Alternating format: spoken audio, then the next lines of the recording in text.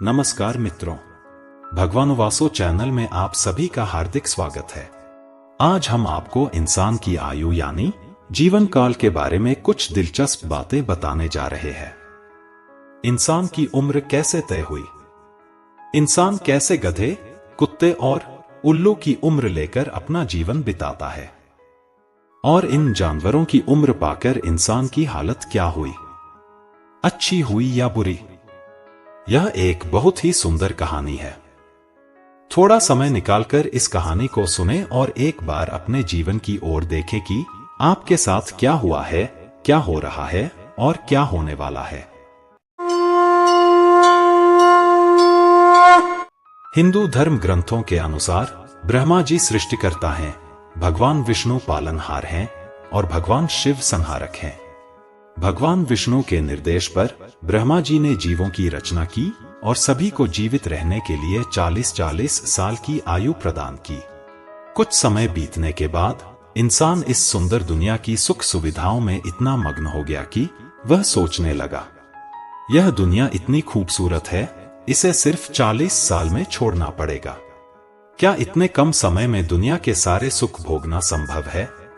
नहीं, यह नामुमकिन है। मुझे किसी भी तरह अपनी उम्र बढ़ानी होगी।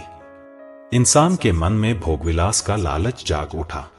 वह ब्रह्मलोक पहुंचा और ब्रह्मा जी से क्रोध भरे स्वर में बोला, हे भगवान, आपने दुनिया बनाई तो सही, लेकिन क्या आपको ज्ञान नहीं है? आपने सभी जीवों को बराबर 40 साल की उम्र क्यों दी? आपने इंसान की तुलना जंगली जानवरों और कीड़े मकोड़ों से कर दी। इंसान के पास विवेक, बुद्धि और सोचने की शक्ति है जो दूसरों के पास नहीं है। फिर हमारी उम्र भी उनके बराबर क्यों? ब्रह्मा जी ने शांत होकर कहा, वत्स, इसमें मैं कुछ नहीं कर सकता। भगवान विष्णु के निर्देशानुसार ही 40 वर्ष तय किए गए हैं। तुम्हें इसी में संतुष्ट रहना चाहिए। जब ब्रह्मा जी इंसान को समझा रहे थे, तभी वहां एक गधा आया और बोला, हे प्रभु, आपने हमें 40 साल की उम्र दी है, लेकिन यह हमारे साथ अन्याय है। हमारा काम सिर्फ बोझ ढोना है। क्या लगातार 40 साल तक बोझ ढोना संभव है? प्रभु, हम इतना बोझ नहीं उठा सकते। कृपया मेरी उम्र 20 साल कम कर दीजिए। इंसान, जो वहां खड़ा सब सुन रहा था, उसकी बुद्धि जाग उठी। उसने सोचा कि गधे की छोड़ी हुई उम्र अगर मुझे मिल जाए तो कितना अच्छा होगा। उसने ब्रह्मा जी से कहा, प्रभु, अगर आप अनुमति दें तो मैं इस समस्या का समाधान कर सकता हूं। गधा अपनी उम्र कम करना चाहता है और मैं बढ़ाना चाहता हूं। आप इसकी 20 साल की उम्र मुझे दे दीजिए।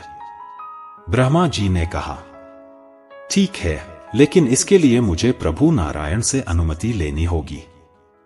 तभी वहां एक कुत्ता आया और रोते हुए बोला, प्रभु, 40 साल का जीवन हमारे लिए बहुत कष्टकारी है।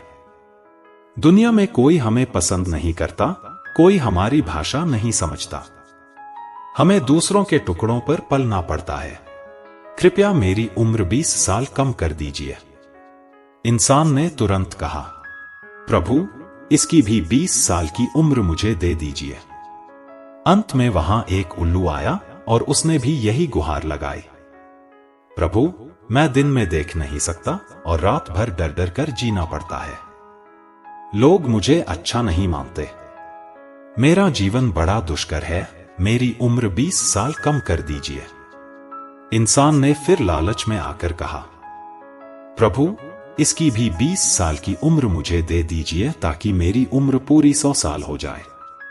तब मैं दुनिया का भरपूर आनंद ले सकूंगा। सबकी बातें सुन लेने के बाद ब्रह्मा जी वैकुंठ लोक गए और भगवान विष्णु को सब बताया। भगवान विष्णु मुस्कुराए और बोले, ब्रह्मदेव, इंसान से कहिए कि उसे 100 साल की उम्र तो मिलेगी, लेकिन एक शर्त पर।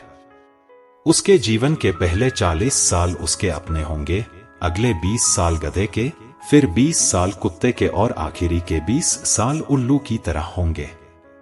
अगर वह सहमत है तो उसे 100 साल दे दीजिए।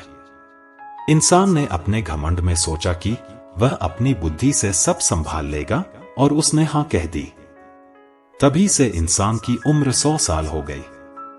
अब देखिए इंसान इन उम्रों को कैसे जीता है। 1. पहले 40 साल इंसान की उम्र। इंसान पढ़ाई करता है, नौकरी करता है और सुख सुविधाओं के साथ अपना जीवन मजे में बिताता है। 2. 40 से 60 साल गधे की उम्र। जैसे ही गधे के 20 साल शुरू होते हैं, इंसान के कंधों पर बोझ आ जाता है। परिवार का बोझ, बच्चों की पढ़ाई, उनकी शादी और घर की जिम्मेदारियां। वह गधे की तरह दिन रात मेहनत करता है। 3. 60 से 80 साल कुत्ते की उम्र। इस उम्र में वह रिटायर हो जाता है। अक्सर परिवार के लोग उसे बोझ समझने लगते हैं। वह घर के एक कोने में पड़ा रहता है, कोई उसकी बात नहीं सुनता। उसे दूसरों की दया पर निर्भर रहना पड़ता है, जैसे कुत्ता दरवाजे पर पड़ा रहता है।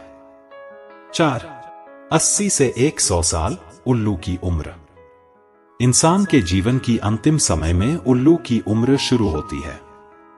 तब शरीर शिथिल हो जाता है, आंखों से कम दिखता है, कानों से कम सुनाई देता है। वह बस बैठा रहता है, उसे कोई महत्व नहीं देता।